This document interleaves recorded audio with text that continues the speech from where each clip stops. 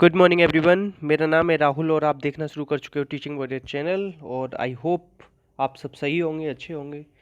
तो मैं पहले तो एक इन्फॉर्मेशन है कि राहुल पांडे ऑफिशियल ना एक टेलीग्राम चैनल है, उसे आप ज्वाइन कर लेना पीडीएफ के लिए। दूसरी इन्फॉर्मेशन ये है कि उस पर मैंने ना बहुत सारी क्विज डाले हैं कल हिंदी से रिलेटेड, तो वो देना चाहो तो वो दे लेना, बहुत ही अच्छे अच्छे हैं। ठीक है, पहले क्वेश्चन से स्टार्ट करेंगे। पहला क्वेश्चन है कि वह कार मेरी है। पहले तो बता दूं, इसमें जो वह है ना, ये क्या है? ये है आपका सर्वनाम। वाक्य में कारक बताना है, कौन सा कारक है। मेरी, रा रे री, रा रे री, का की के, रा री रे, आता है ना, का की के, ये भी आते हैं ना। तो ये सब किस में आते हैं? संबंध कारक में आते हैं। किस में आते हैं? संबंध कारक। और कारक की संख्या कितनी बताई गई है हिंदी में? 8। और संस्कृत और तत्पुरुष समास में 6 कारक का यूज। इतना याद है आपको? ठीक है। और करण के साथ क्या आता है? से। और कारक को और क्या कहते हैं? परसर्ग। इसे भी याद रखना, परसर्ग के नाम से बहुत पूछा जाता है, कल क्वेश्चन भी था। नेक्स्ट क्वेश्चन, वह पंजाब से रेलगाड़ी से आया। वह पंजाब से रेलगाड़ी से आया। ठीक है, अब इसमें बताना है। तो देखो, दो से हैं इसमें अलग अलग। पंजाब से कहाँ से आया? पंजाब से, तो अलगाव हो रहा है, अलग हो रहा है ना पंजाब से। तो पहला तो हो जाएगा अपादान। और किससे आया? रेलगाड़ी से। रेलगाड़ी किसमें? साधन का काम कर रही है। तो जैसे मैं पेन से लिखता हूँ तो हो जाए करण, रेलगाड़ी से आया तो करण, पंजाब से आया तो अपादान, और जैसे हिमालय से आया तो अपादान। ठीक है, और दूसरे वाले में हो जाए करण। ठीक है, आंसर हो जाएगा बी। इंपॉर्टेंट है, आजकल दो दो करके पूछता है। ठीक है, नेक्स्ट क्वेश्चन, बहू, क्या है क्वेश्चन? बहू ससुर से शर्माती है। जब भी कोई चीज़ लजाना, लजाना, शर्माना, कंपेयर करना, इस सब के सेंस में भी ना हम क्या लगाते हैं? अपादान कारक। नेक्स्ट, अब इसमें बतानी है किस क्रमांक में अकर्मक क्रिया नहीं है। कौन सी क्रिया नहीं है? अकर्मक नहीं है। तो कैसी होगी अकर्मक नहीं है? तो अकर्मक नहीं है तो सकर्मक होगी। आप सकर्मक देखो, वह अपना सिर खुजलाता है, ये क्या हो जाएगी? सकर्मक। अब इसकी अकर्मक क्रिया क्या बनेगी? उसका सिर खुजलाता है। सिर खुजलाना क्या है? स्वाभाविक क्रिया है। स्वाभाविक क्रिया मैंने बताया था, जो स्वाभाविक क्रिया होती वो अकर्मक। और जैसे ये स्वाभाविक क्रिया थी ना, सिर खुजलाना, अपना सिर कोई खुजले, ये क्या है? कर रहा है वो खुद से। ठीक है, तो ये क्या हो जाएगी? ये सकर्मक हो जाएगी। तो इसमें पूछ रहा था कौन सी अकर्मक नहीं है, तो ये ही अकर्मक नहीं है, और आंसर हो जाएगा बी, क्योंकि ये क्या है? सकर्मक। नेक्स्ट, कर्म के आधार पर क्रिया कितने प्रकार की होती है? देखो, सकर्मक। दूसरी क्या हो जाएगी? अकर्मक। जिसमें कर्म न हो वो अकर्मक, जिसमें कर्म हो वो सकर्मक। आंसर हो जाएगा 2। ठीक है, लगा देना। नेक्स्ट, क्या, उसे क्या पता जिसे कभी कष्ट न हुआ हो।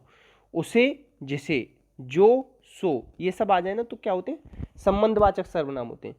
सर्वनाम कितने प्रकार के होते हैं? सर्वनाम के भेद हैं 6।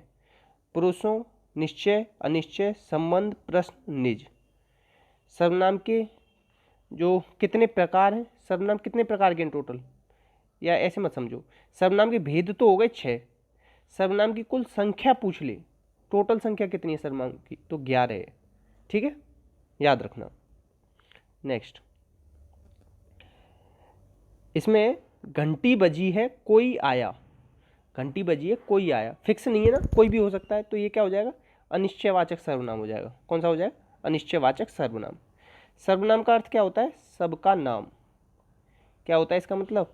सबका नाम। याद रख लेंगे इसे। पुरुषवाचक 3 प्रकार का होता है, प्रथम पुरुष, मध्यम पुरुष, अन्य पुरुष। प्रथम पुरुष में तो जो बात करता है या वक्ता आता है, इसमें श्रोता आता है, जिसके बारे में बात कर रहे होते हैं वो अन्य पुरुष में आता है। नेक्स्ट क्वेश्चन, समझ में आ रहा है ना आप सबको? सर्वनाम के भेद। अब आपको सर्वनाम के भेद नहीं पूछूंगा, क्वेश्चन नंबर 8 सर्वनाम के भेद के साथ आप लिख के भी बताओगे कौन कौन से सर्वनाम है। ठीक है, नेक्स्ट, कमेंट बॉक्स में बताना 8 का आंसर। नेक्स्ट है, किस क्रम में प्रश्नवाचक सर्वनाम है? प्रश्नवाचक। ठीक है, कौन, क्या, कैसे, इसमें नहीं पूछ रहा है, तो ये तुम नहीं होगा। तुम क्या है? ये पुरुषवाचक सर्वनाम है। पुरुषवाचक में भी कौन सा है? मध्यम पुरुष है। तो ये कौन सा है? मध्यम पुरुषवाचक सर्वनाम, लिख लेना। आंसर क्या हो जाएगा? आंसर हो जाएगा आपका डी। नेक्स्ट, यह लड़का बहुत होशियार है, यह लड़का बहुत होशियार है में विशेषण बताना है। विशेषण कितने प्रकार का होता है आपका? 4। क्या बताता है? संज्ञा या सर्वनाम की विशेषता।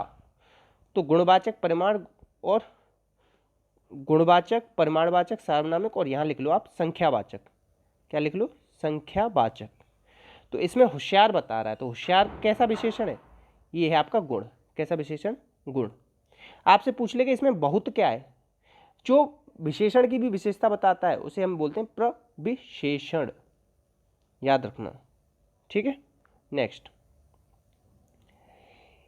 ईमानदार व्यक्ति का सम्मान होता है, इस शब्द में विशेषण बताना है।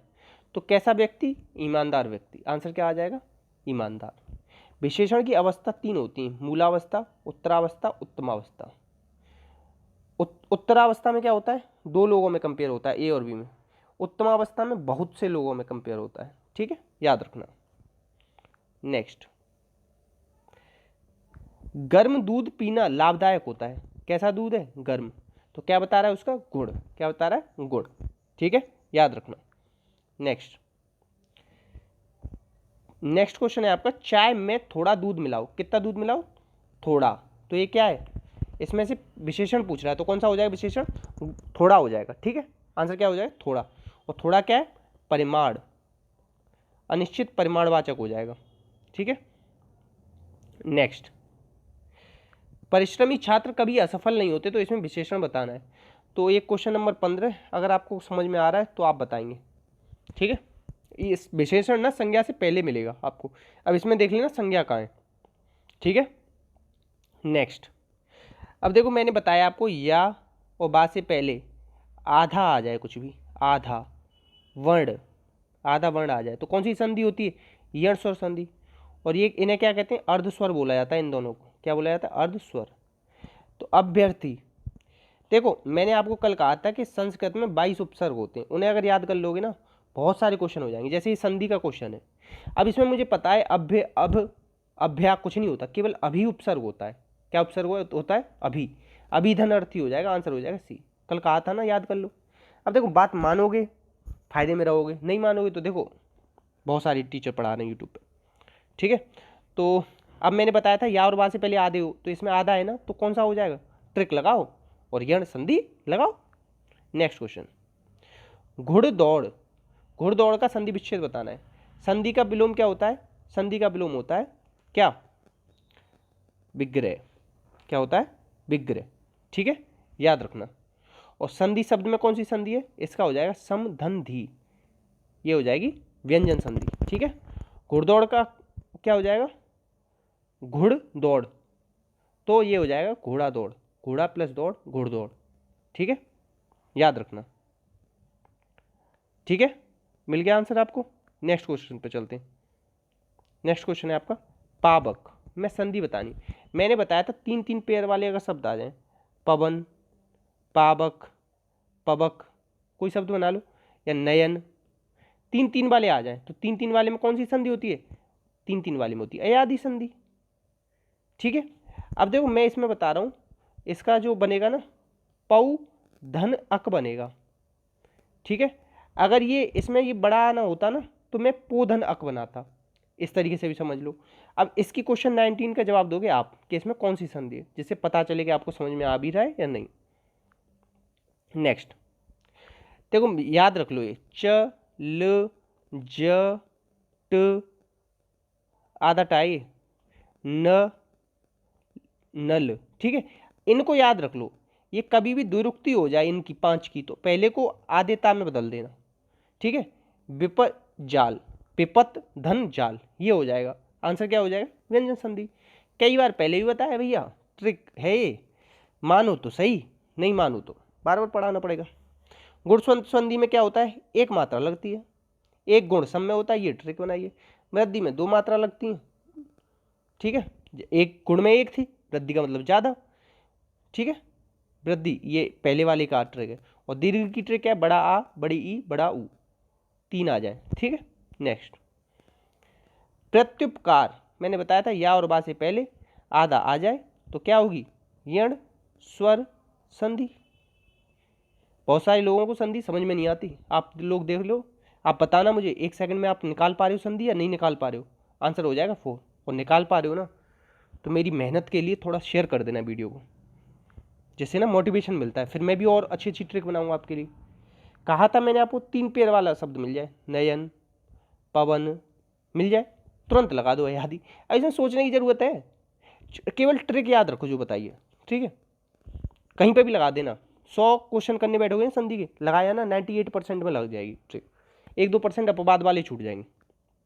नेक्स्ट मैंने ये भी ट्रिक बताई है, इसकी ट्रिक क्या बताइए, आधा शाह, ये शाह, ये शाह, ये कभी भी तीनों आधे शाह आ जाए, कैसे, आधे आधे, ठीक है। तो इसकी जगह क्या लगा दो, इन्हें हटाओ विसर्ग लगाओ, तो धनुह धन टंकार, धनुष टंकार, आंसर क्या हो जाएगा बी। नेक्स्ट परस्पर, देखो फिर इस बार ये वाला सा आ गया, तो क्या कर दो, परह धन पर परस्पर, क्या हो जाएगी विसर्ग। निकाल पा रहे हो ना, अगर निकाल पा रहे हो तो प्लीज़ कमेंट बॉक्स में बताना, जिससे मुझे समझ में आए कि आपको लोगों को समझ में आ रहा है या नहीं। तो आज कमेंट बॉक्स में लिखना कि यस या नो लिख देना कि समझ में आ रही है संधि या नहीं आई, और जिसको नहीं आ रही होगी उसको मैं नोट्स भेजूंगा, कुछ ना कुछ करके मैं समझा ही दूंगा। देखो ये गाय क ख ग, तो ये गा का में बदल जाता है, तो मैं क्या कर दूंगा, का लिख दूंगा, मगर यहाँ पे क्या है, आधा गाय, आधा गाय ना, तो ये का आधा बनेगा, तो क्या बन जाएगा इसका, दिक धन दर्शन, दिक धन दर्शक, दर्शन होता है दिग्दर्शन, दिग्दर्शक कर लो, तो दिक धन दर्शक, आंसर क्या हो जाएगा व्यंजन संधि। प्लीज़ बताना यस या नो लिख के समझ में आ रहा है या नहीं लिख रहा है, और आ रहा है, और जो मैंने पूछा है उसका जवाब जरूर देना। मैंने कहा था ना बड़ा ई बड़ा ऊ बड़ा आ, इनकी आ जाए कभी भी तो क्या कर देना, दीर्घ, गुण में 1 लगाए ना, मात्रा में रटा दूंगा संधि, वृद्धि में 2 कर आना, यण में या और बा से पहले आधा कर आना, ये अर्धस्वर होते हैं दोनों, ठीक है, याद रखना। नेक्स्ट फिर वही बात, बड़ा ऊ बड़ी ई, या क्या आ जाए, बड़ा ऊ बड़ी ई बड़ा आ, इन तीनों में से कोई से आ जाए, क्या आ रहा है बड़ा ऊ। क्वेश्चन नंबर 29 जवाब देंगे आप, क्योंकि बहुत सारा सिखा दिया ना अब तो। देखो ये ना याद करने पड़ेंगे, सुपर टेट का जो एग्ज़ाम दे रहे हैं ना यूपी का, जिनको देना है, जो कि जिसके फॉर्म आ जाएंगे मई में, अप्रैल या मई में आ जाएंगे नेक्स्ट ईयर, तैयारी अभी से करके चलनी है, तो उनके लिए मैं डेली पंक्तियाँ लाया करूँगा ऐसी, ठीक है, क्योंकि ये 1 नंबर की पूछी जाएगी, हर बार पूछी जाती है, 2 बार पेपर हुआ है, ठीक है। तो तरवर फल नहीं खात हैं, सरवर पिए न पान, इसके रचयिता कौन है, तो इसके हैं रहीम जी, ठीक है, रहीम जी हैं, क्योंकि तरवर क्या होता है वृक्ष, फल नहीं खाते, मतलब तरवर क्या कर देते हैं, रहम कर देते हैं, इस तरीके से याद किया है मैंने, ठीक है, इस तरीके से आप भी याद कर लेना। बिहारी जी किसके कवि हैं, रीतकाल के, ये पूछा जाता है क्वेश्चन बहुत ज़्यादा, ठीक है, याद रख लोगे। नेक्स्ट है निर्गुण भक्ति काव्य का प्रमुख कवि कौन है, निर्गुण के कबीरदास जी, कौन है, कबीरदास जी। अब देखो यहाँ सूरदास जी लिखे हैं, इनकी कुछ रचनाएं बता दे रहा हूँ। सूरदास जी की सूरदास है, सूर सारावली है, साहित्य लहरी है, भ्रमर गीत है, और सूर सागर है। सूर सागर और सूर सारावली ये दोनों एक साथ याद कर लेना, सूर सागर सूर सारावली, ठीक है। और इनका जन्म कहाँ हुआ था, सूरदास जी का आगरा। सूरदास जी कैसे थे, अंधे थे, ठीक है, याद रखना। और तुलसीदास जी की याद रख लो, रामचरितमानस है, रामचरितमानस, विनय पत्रिका, पार्वती मंगल, जानकी मंगल, गीतावली, दुआवली, कवितावली, इस तरीके से याद रख लेना, गीतावली, दुआवली, कवितावली, तीनों लाइन से, ठीक है, इतना याद रख लेंगे। और रामचरितमानस इन्होंने किस में लिखी है, अवधी भाषा में, ये भी याद रखना। बहुत सारे फैक्ट्स बता दिए, बहुत कुछ बता दिया, प्लीज़ अब आपकी बारी है, आप करोगे शेयर, यस या नो में बताना। हिंदी समझ में आई, संधि समझ में आई, पढ़ाई हुई समझ में आया, अच्छा लग रहा है, फील कैसा आ रहा है, एक्सप्लेन किया करो। इस सब से पता है क्या होता है, मेरे को मिलता है मोटिवेशन, मोटिवेशन मिलेगा तो उससे आपको क्या फ़ायदा होगा, मैं बनाऊंगा आपके लिए ट्रिक और शॉर्ट वीडियो बनाऊंगा। कैसी वीडियो, शॉर्ट वीडियो हिंदी की, सोच रहा हूँ 5-5 मिनट की, जिससे कि सारे टॉपिक अलग से भी कवर हो जाएं आपके, ठीक है। भरोसा रखना, जय हिंद जय भारत।